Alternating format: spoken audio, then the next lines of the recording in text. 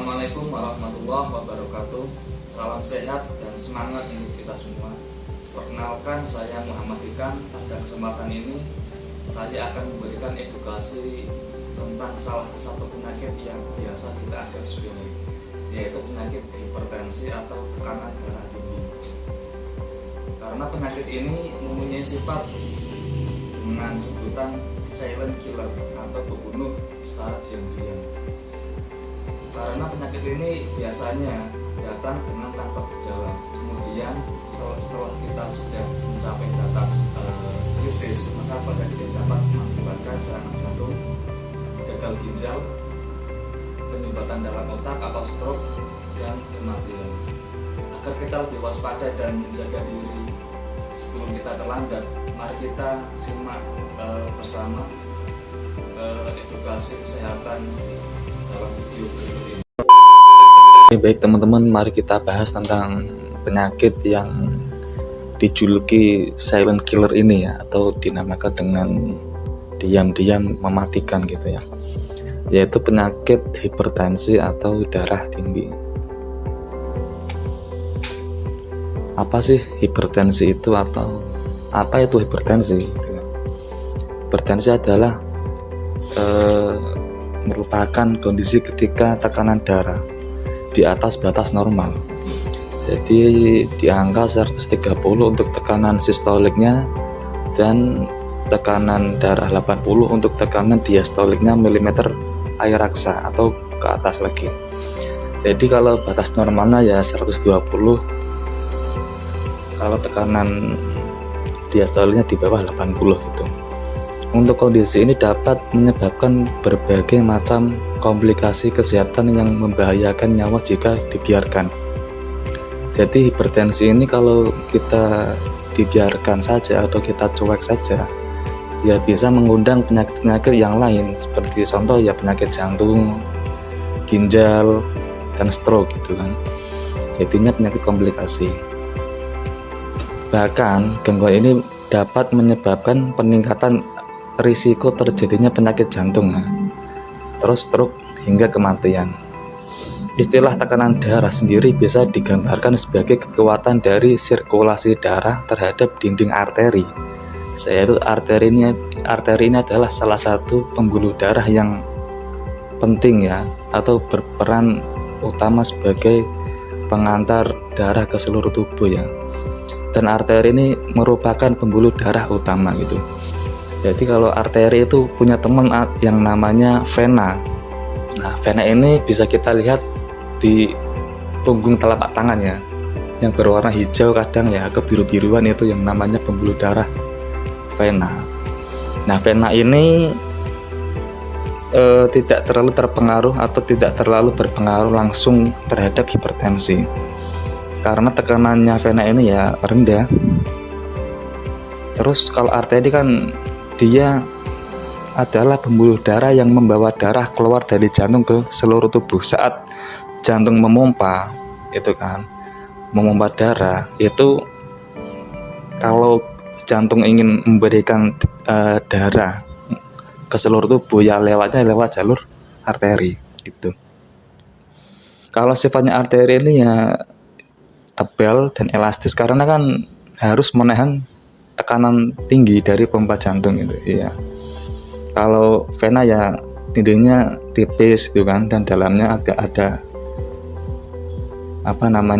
tidak dilewati ya secara langsung oleh ini hipertensi atau darah ke seluruh tubuh gitu. Terus nextnya ada kategori tekanan darah ya. Kategori tekanan darah menurut standar yang berlaku atau menurut WHO ya. Kategori tekanan darah yaitu ada normal, terus ada meningkat atau elevated atau elevasi gitu ya. Terus ada hipertensi stage 1, hipertensi stage 1, ada stage 2, dan ada hipertensi yang krisis gitu ya. Normal ini dikatakan tekanan darah seseorang normal itu di angka 120/80 air raksa. Jadi kan kalau keterangan yang tadi, keterangan istilah hipertensi kan di atas 130 gitu kan, 130 ke atas itu sudah dinamakan tekanan darah tinggi. Kemudian kategori yang kedua yaitu kategori yang meningkat atau elevasi ya, tekanan sistolik. Ya, sistolik ini adalah di mana keadaan jantung memompa darah ke seluruh tubuh, itu namanya tekanan sistolik di angka 120 sampai 129, dan tekanan diastolik itu kurang dari 80 mm per air raksa. Diastolik ini ya berlawanan dari sistolik. Yang pertama sistolik itu saat jantung itu beraksi atau memompa darah ke seluruh tubuh. Kalau diastolik ini dia jantungnya itu sedang istirahat atau pengisian darah gitu. Terus hipertensi stage 1. Ada hipertensi stage 1, 2, dan krisis. Yang pertama dulu yang hipertensi stage 1, tekanan sistoliknya 130 sampai 139. Terus tekanan diastoliknya di angka 80 sampai 89 mm air raksa gitu ya. Terus hipertensi stage 2, tekanan sistoliknya di angka 140 atau bahkan lebih ya. Terus atau diastoliknya di angka 90 ke atas gitu. Terus hipertensi yang krisis ya. Kalau hipertensi yang krisis ini kalau di rumah sakit, kalau ini ya pengalaman saya di rumah sakit gitu kan, harus rawat inap, otomatis dia harus rawat inap walaupun si pasiennya tidak mengalami gejala-gejala hipertensi seperti pusing, lemas gitu kan, atau jantung terasa berdebar-debar gitu. Harus rawat inap, wajib, karena dokter sudah mengetahui kalau ini seorang yang darah tinggi, ini ya sifatnya gawat darurat gitu ya, harus menjadi catatan penting untuk hipertensi yang krisis ini.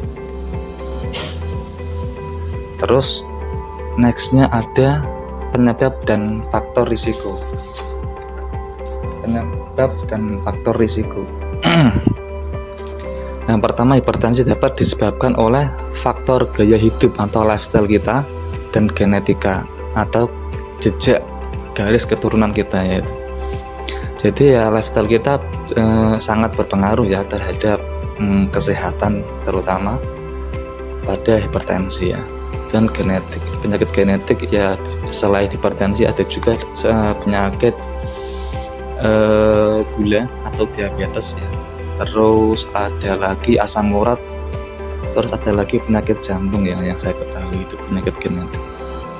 Yang pertama ada polusi gizi yang buruk atau mengkonsumsi kadar gula atau mengkonsumsi kadar garam dan lemak jenuh yang berlebihan disertai dengan kurangnya aktivitas fisik. Jadi garam ini apa sih hubungannya dengan hipertensi ya? Ya garam kalau di IPA, kalau di pelajaran kalau SMA lah ya, disebut dengan natrium. Nah sifatnya natrium ini adalah menahan air dalam tubuh atau menarik air dalam tubuh. Semakin banyak air ya kan, volume darah meningkat. Contoh selang itu kan dialiri di keran gitu kan. Kalau airnya volumenya naik, otomatis kerja selang itu juga berpengaruh gitu. Terus volume darah otomatis menjadi naik ya, tekanan pembuluh darahnya itu, tekanan jantungnya, pacu jantungnya itu juga sedikit lebih cepat gitu ya, karena volume air yang meningkat. Jadi kalau kita makin banyak garam ya makin besar resikonya terkena hipertensi itu. Terus lemak jenuh atau bisa kita sebut dengan kolesterol yang jahat gitu ya, atau bahasa kedokterannya yaitu LDL kalau nggak salah, LDL, kelebihan kolesterol yang jahat gitu ya. Apa sih kok bisa dihubungkan dengan kolesterol yang jahat gitu? Karena kolesterol ini kan menempel pada dinding pembuluh darah gitu kan. Kalau kita terlalu banyak kolesterol, ada penumpukan plak atau kerak ya. Kerak kolesterol ini bisa menumpuk pada pembuluh darah yang mengakibatkan nanti bisa menjadi sumbatan pada pembuluh darah. Kalau sudah terjadi sumbatan, tekanan pasti meningkat. Kalau terus-menerus kita biarkan sumbatan ini akan meningkat dan bisa menyumbat si pembuluh darah arterinya itu. Terus bisa merusak dinding pembuluh darah. Nah, selang ini bisa nanti jebol. Kalau selang jebol, kemasukan LDL atau kolesterol ini bisa masuk dan bisa mengganggu aktivitas jalannya darah ke seluruh tubuh dan mengakibatkan ya itu tersumbatnya. Kalau sudah tersumbat ya stroke gitu aja. Terus kolesterol ini kan biasa kita temui di gorengan-gorengan gitu kan, di goreng-gorengan, terus makanan yang cepat saji ya, seperti hotdog, burger, pizza itu kan. Terus ada obesitas ya, obesitas. Kenapa kok obesitas dihubungkan dengan hipertensi kan? Obesitas kan juga banyak lemaknya. Lemak ini kan sudah juga mengganggu aktivitas darah ya. Kalau obesitas ya juga berpotensi terkena hipertensi itu. Terus konsumsi alkohol atau tembakau yang berlebih. Alkohol juga membuat jantung kita itu berdetak lebih cepat. Kalau kita terus dipacu dengan alkohol atau tembakau atau rokok, ini bisa jantung kita itu terus berdetak lebih cepat. Kalau sudah begitu ya pengaruh di pembuluh darahnya bisa menjadi stroke karena ada sumbatan gitu kan. Terus kalau rokok ini kan, kalau menurut Dokter Tirta, rokok ini kan suatu zat yang tidak berguna atau sampah lah ya kalau kita sebutkan, karena organ kita itu tidak bisa mengolah asap gitu kan. Asap tidak bisa diolah oleh tubuh kita. Terus nextnya ada stres yang berkepanjangan. Apa sih hubungan stres dengan hipertensi? Yang pertama, saat stres tubuh kita itu melepaskan hormon adrenalin kalau nggak salah ya, dan hormon kortisol yang membuat jantung kita itu berdetak lebih cepat dan mana pembuluh darah itu akan menyempit. Akibatnya otomatis tekanan darah kita menjadi naik. Kalau kita selalu stres, tidak ditangani atau masalah-masalah kita tidak ditangani dengan baik, ya itu resikonya serangan jantung dan hipertensi. Terus ada lagi riwayat keluarga dengan hipertensi ya, yang genetik itu. Kalau jika orang tua kita atau saudara kandung yang punya hipertensi, maka resiko kamu, kalau kita juga beresiko juga terkena lebih tinggi, bahkan terkena hipertensi ya. Diceklah sendiri ya keluarga kita. Tapi bukannya kita untuk menjauhi, kalau semisal ada keluarga ya mohon maaf ada yang terkena hipertensi, ya kita tidak boleh menjauhi. Ya kita kasihlah nasihat-nasihat atau edukasi tentang hipertensi agar dia bisa menjaga kesehatan atau lifestyle-nya dengan pola makannya itu, aktivitasnya juga. Terus nextnya ada hipertensi juga dapat disebabkan oleh kondisi penyakit ginjal. Ginjal di sini kan fungsinya kan memfilterisasi cairan gitu ya, cairan yang terus yang tidak berguna kan nanti kan tersaring oleh ginjal ya. Kalau ginjalnya rusak kan jebol semua itu. Nah, ginjal ini kan akan membuang zat-zat yang tidak berguna seperti tinja itu apa ya? Ya kotoran manusia lah ya. Terus kencing itu kan olah fungsi dari ginjal sendiri. atau gangguan hormonal bisa juga menjadi meningkatnya tekanan darah kita. Terus nextnya ada gejala dan sifat tanpa gejala. Jadi hipertensi ini bisa bergejala atau tidak ada gejala sekalipun gitu. Hipertensi dikenal sebagai pembunuh secara diam-diam kawan, karena tidak menunjukkan gejala yang jelas sampai terjadi kerusakan yang parah. Jadi yaitu sifatnya hipertensi ini ya menggerogoti secara pelan gitu. Kita misal ya, ada seseorang yang tensinya 180/90 atau per 100 lah, itu sangat tinggi banget itu. Kalau di rumah sakit sudah dirawat inap. Tetapi dia tidak ada gejala, terus gimana dong gitu kan? Ya kadang seorang kan keras kepala gitu kan, kalau diberi edukasi tentang kamu tensi ini tinggi loh, jangan makan ini ya, jangan aktivitas ini. Loh aku nggak apa-apa kok, ini tensiku kan cuman tinggi tapi nggak ada gejala pusing, nggak apa-apa kok, aman-aman aja kok gitu kan. Nah, itu dia yang akan menggerogoti secara diam-diam gitu. Gejala yang mungkin muncul termasuk sakit kepala, sesak napas atau napas yang pendek gitu kan, mimisan atau nyeri dada. Namun gejala-gejala ini tidak selalu ada dan biasanya muncul ketika tekanan darah sudah sangat tinggi atau sudah mencapai level yang krisis gitu ya. Ya harus dibawa ke IGD sih kalau gitu.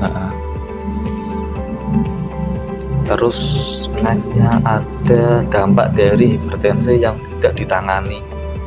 Jika tidak ditangani, hipertensi dapat menyebabkan yang pertama jelas serangan jantung gitu kan. Serangan jantung. Ya jantung sama pembuluh darah ini kan berkesinambungan. Kalau jantungnya rusak, otomatis pembuluh darahnya itu ya ikut rusak gitu. Termasuk serangan jantung, gagal jantung, dan hipertrofi ventrikel kiri. Nah, ventrikel kiri ini letaknya di sini. Di sini ventrikel kirinya. Ini atrium kanan, atrium kiri, ventrikel kanan, ventrikel kiri di sini. Dan nanti ini alurnya itu kan di sini masuk oksigen karbon dioksida kan, terus diolah ya toh, terus masuk ke sini ke arteri pulmonalis kalau nggak salah ya, untuk dialirkan ke paru-paru ya toh. Kalau sudah paru-paru kembali lagi ke sini, di sini sudah menjadi oksigen yang bersih gitu kan, untuk siap disalurkan ke seluruh tubuh, naik ke atrium kiri ya. Nah terus di sinilah aorta, ini namanya aorta, pembuluh darah aorta. Ini kan bakal menjadi saluran ke seluruh tubuh gitu. Yang nomor 2 ada stroke. Stroke ini kan akibatnya karena pembuluh darahnya ini tertutup atau tersumbat gitu kan. Otomatis ya seharusnya organ yang dialiri oleh darah, oleh nutrisi, tidak teraliri ya rusak, stroke itu terjadi ya. Terus kerusakan ginjal menyebabkan penyakit ginjal kronis atau gagal ginjal ya. Ginjal ini kan memperparah, atau hipertensinya memperparah fungsi ginjal itu sendiri, yaitu memfilterisasi itu kan. Ginjal kalau rusak ya tidak mampu untuk mengatur keseimbangan cairan dan garam. Akibatnya apa ya, cairan keluar masuk dengan tanpa kontrol, garam pun keluar masuk dengan tanpa kontrol. Akibatnya apa? Hipertensi itu tadi. Terus hipertensi ya stroke dan jantung sudah. Terus masalah kognitif. Untuk masalah kognitif ya kehilangan memori atau demensia ya. Itu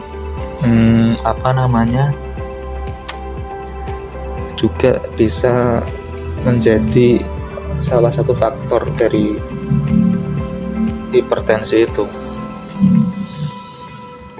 secara kelamaan memori dan dimensi kita ya hilang, karena kan hipertensi ini sifatnya tadi menggerogoti secara pelan-pelan atau silent killer gitu kan. Terus nextnya ada diagnosis dan pemantauan. Hipertensi didiagnosis dengan mengukur tekanan darah menggunakan alat manset atau alat tensi.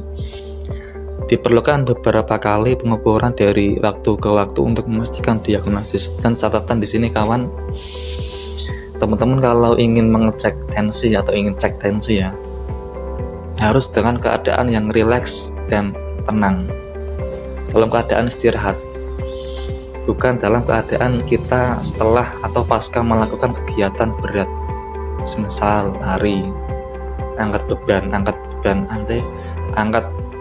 atau angkat junjung gitu ya. Itu kalau kita punya tekanan darah normal, kalau setelah angkat ya tekanan darah kita menjadi naik. Jadi harus ceknya itu harus dalam keadaan yang tenang, istirahat, rileks lah ya. Beberapa orang mungkin mungkin memerlukan pemantauan tekanan darah rawat jalan selama 24 jam. Pemantauan rutin sangat penting dan terutama bagi individu yang berisiko maksudnya dalam segi usia ya kan. Kalau usia kan semua organ tubuh menjadi berusia juga, lemah, rusak gitu kan, karena faktor usia tadi. Terus ada obat-obatan dan manajemen medisnya, obat-obatan yang diberikan oleh nakes atau tenaga kesehatan atau dokter, bahkan dokter spesialis gitu kan. Bila perubahan gaya hidup nggak mencukupi atau lifestyle kita itu berantakan gitulah ya, lifestyle kita itu berantakan, maka obat-obatan mungkin diresepkan. Tapi kalau zaman sekarang ya selain obat-obatan ya lifestyle tetap kita jaga, nggak milih salah satu yang mau lifestyle aja obat. Kadang kita kan kalau gaya hidup nggak biasa konsisten lah ya, sehari oke lah kita bisa menjaga garam, menjaga aktivitas gitu kan. Untuk hari-hari berikutnya kan nggak menjamin untuk konsistensi kita kan kadang menurun ya. Jadi obat-obatan ya harus kita minum atau harus kita pantau atau hipertensi kita itu harus kita pantau dengan obat-obatan gitu. Ada diuretik ya, obat-obatan yang membantu mengurangi penumpukan cairan dalam tubuh. Jadi kalau cairan atau volume cairan dalam tubuh kita itu kebanyakan gitu kan, bisa menyebabkan tekanan darah tinggi. Diberilah obat diuretik ini ya, biasanya diberikan oleh spesialis jantung dan pembuluh darah ya, SPJP. Contohnya apa? Contohnya furosemide ya. Furosemide ini dia fungsinya mengurangi cairan dalam tubuh. Otomatis kita ya efek samping dari furosemide ini ya sering kencing yang sering banget gitu ya, karena membuang cairan dalam tubuh kita. Dan bagi hipertensi ya harus mengurangi minuman, maksudnya mengurangi cairan atau mengurangi minum ya sak seruput cari dokter ini bunga, atau makan makanan yang berkuah gitu kan, jika ada cairannya ya harus dikurangi gitu. Terus penghambat AC atau AC inhibitor gitulah. Contohnya cara kerjanya ini yang menghambat penyempitan dalam pembuluh darah lah ya. Contohnya obat yang diberikan oleh spesialis biasanya captopril, yang berpril-pril itulah ya, captopril, enalapril itulah ya. Nah hasilnya apa? Pembuluh darah kita itu menjadi rileks ya kan, tekanan darah turun. Sering dipakai untuk hipertensi dan gagal jantung untuk obat-obat ini. Terus ada lagi penghambat saluran kalsium atau kalsium channel blocker gitu lah ya, kalsium channel blocker caranya ini. Contohnya yang berpin-pin, itu obatnya berpin-pin, amlodipin gitu lah ya. Cara kerjanya apa? Cara kerjanya ya menghambat kalsium dari otot pembuluh darah dan jantung. Karena ya biar pembuluh darah rileks dan tekanan turun gitu, sama fungsinya dengan yang tadi gitu. Obat ini cocok dikonsumsi atau diminum buat penderita hipertensi usia lanjut atau usia yang sudah tua gitu ya, dengan gangguan jantung tertentu. Kalau ya sudah tua ya penyakit semua bisa datang, karena lifestyle saat mudanya itu kan kemproh gitu ya. Kita ya selagi masih muda ya konsumsi makanan yang lemak seperti goreng-gorengan gitu lah ya, sambal-sambalan, saus itu kan penuh dengan pewarna makanan lah, itu ya kurang sehat bagi tubuh kita. Ya kalau masih muda sih belum terasa, biasanya kalau kita sudah tua itu baru kita terasa ya, boyoan, lambungan, jantungan gitu lah ya. Terus nextnya tips minum obat secara konsisten dan periksa tensi secara teratur. Ya kalau biasanya spesialis jantung dan pembuluh darah memberikan obat ini kan sebulan sekali, kecuali dia pasca rawat inap lah. Kalau pasca rawat inap dia dokternya itu memberikan 1 minggu, terus kontrol lagi ada perkembangan apa, terus ada tambahan obat apa mungkin lah. Kalau sudah menginjak 3 minggu ya mungkin nantinya 1 bulan sekali kontrolnya itu. Terus modifikasi atau manajemen lifestyle atau gaya hidup gaya hidup kita. Perubahan gaya hidup seringkali menjadi langkah awal dalam mengelola hipertensi, yaitu mengurangi asupan garam dan mengkonsumsi makanan yang seimbang dan menyehatkan ya. Kalau saya itu nonton podcastnya Dr. Tirta bersama Ketua Perki Indonesia, dokter siapa namanya, Dr. Ade lah ya, Dr. Ade SPJP, konsultan. Dia mengatakan kalau orang yang terkena hipertensi itu biasanya respon lidahnya atau respon pengecapnya itu berkurang.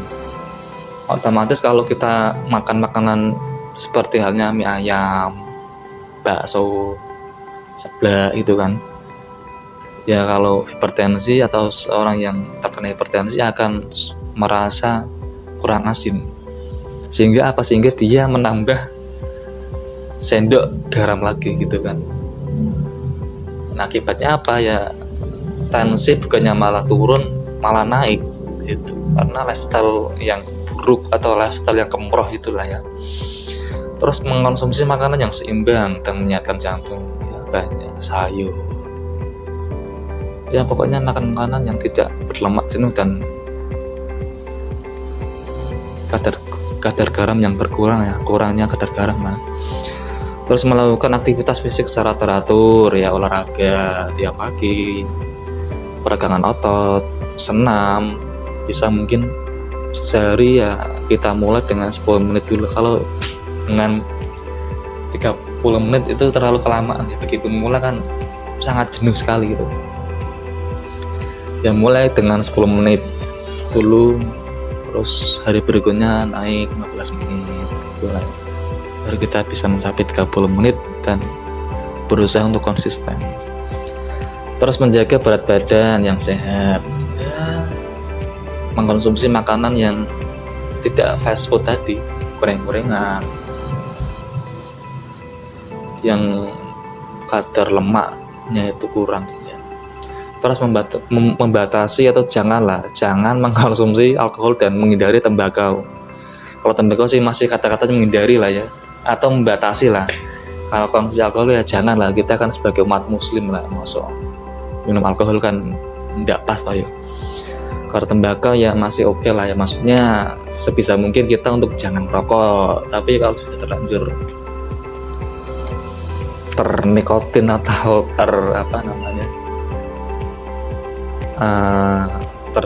tergantungan terhadap rokok ya, setelah makan mau BC mau BAB kan harus rokok itu kan. Jadi kalau nggak ngerokok satu hari ya sakau, kalau sudah terlalu kecanduan gitu. Ya dikurangi lah rokoknya. Kalau alkohol ya jangan, bukan batas tapi jangan. Terus mengelola stres atau teknik dengan melalui teknik relaksasi ya, atau terapi ya seperti senam senam relaksasi dengan musik-musik yang lantunan yang semampai gitulah ya, itu bisa mengurangi atau bisa menjadi lifestyle kita yang baik. Bisa mengurangi stres, bisa mengurangi ya, tekanan darah tinggi gitu ya.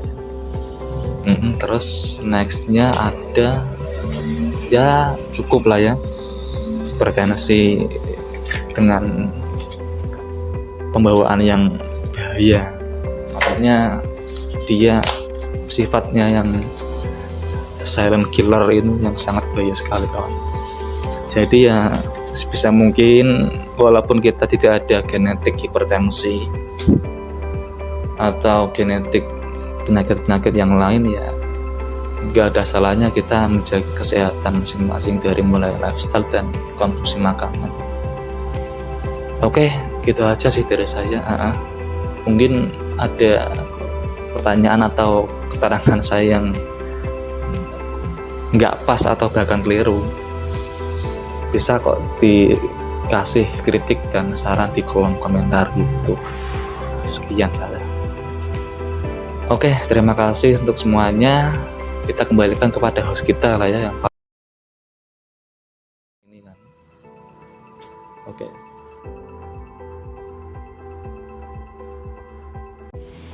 Oke, di sini saya akan mempraktekkan cara menggunakan alat pengukur tekanan darah. Di sini saya sudah ada dua alat. Yang pertama alat yang manual atau bisa dipompa itu, terus yang kedua ada alat yang elektrik ya. Saya akan mempraktekkan yang elektrik dulu. Di sini saya sudah ada pasiennya untuk siap dites tekanan darah. Caranya sangat mudah teman-teman. Yang pertama kita buka dulu perekatnya ya. Terus kita pasangkan ke salah satu tangan pasien, baik kiri boleh, kanan boleh. Yang penting nanti pemakainya di atas siku. Ini nanti dikencengin. Dan bagi teman-teman yang mau tensi, kalau pakai jaket atau pakai makan yang tebal ya dilepas dulu, karena biar tidak ada pengaruh hasilnya nanti. Terus pencet start. Terus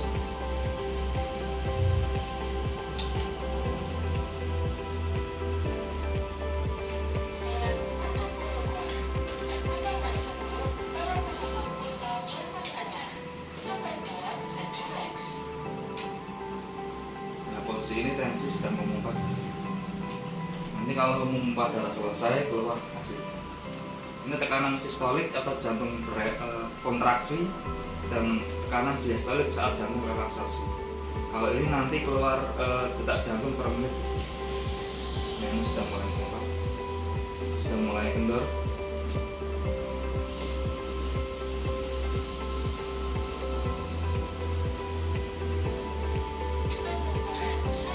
Hasilnya 127 per 78 dengan detak jantung per menit 60 detak jantung per menit. Jadi tensi anak ini normal ke atas atau meningkat ya di kategori tensi meningkat atau elevasi. Terus saya akan mencoba alat tensi yang manual.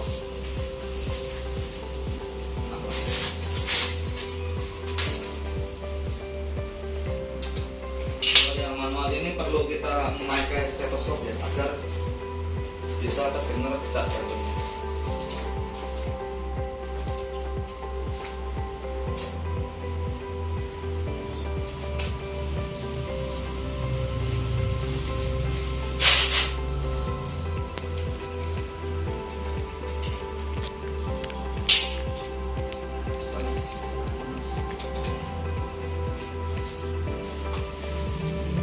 Tensi ini juga memiliki size masing-masing, ada tua untuk anak kecil, untuk dewasa.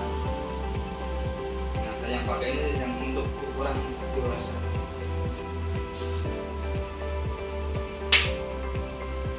Lalu kita masukkan stetoskop di dalamnya ini ya, di bawahnya alat tensi.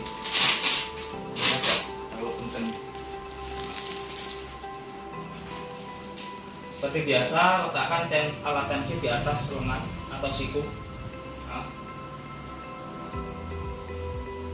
kalau sudah dianggap pas ya, kita pompa tensinya.